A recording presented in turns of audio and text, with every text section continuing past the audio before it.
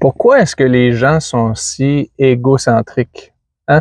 Égocentriques, centrés sur soi. Eh bien, les gens qui souffrent pensent à eux.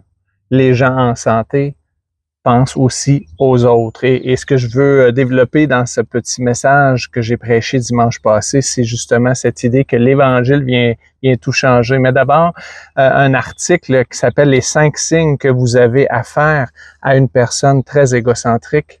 Quelles sont les caractéristiques d'une personne égocentrique? Est-ce que je suis égocentrique? Une personne égocentrique vit dans son propre monde. Elle pense souvent à qu'est-ce que je vais gagner, qu'est-ce que j'y gagne dans ces choix-là. Les autres font pas nécessairement partie de son équation pour ses décisions et elle ne réalise peut-être pas les choix et les impacts qu'elle a sur les autres lorsqu'elle fait des choix. Et donc, c'est une personne aussi qui est obsédée par ses propres opinions.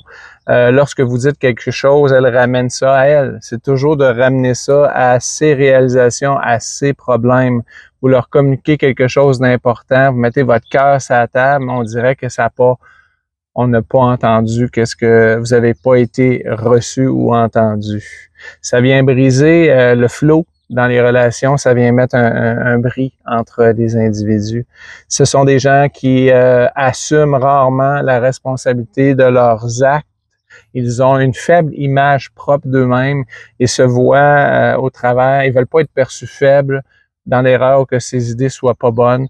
Donc, c'est souvent une personne qui a peu de confiance en elle. Ce sont des gens qui vont épuiser les autres parce que, d'une certaine manière, ils surenchérissent. Vous êtes allé à Cuba, eux sont allés en Espagne. Vous avez mal aux genoux, eux autres, ils ont mal à la jambe.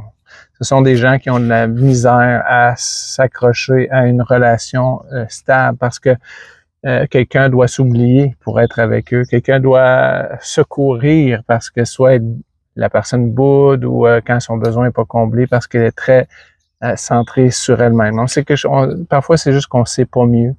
Et l'Évangile, c'est là qu'elle vient changer tout. Elle vient changer tout. Elle vient mettre autre chose que moi au centre. Je vous encourage à écouter les autres vidéos parce que vraiment, l'Évangile vient tout changer.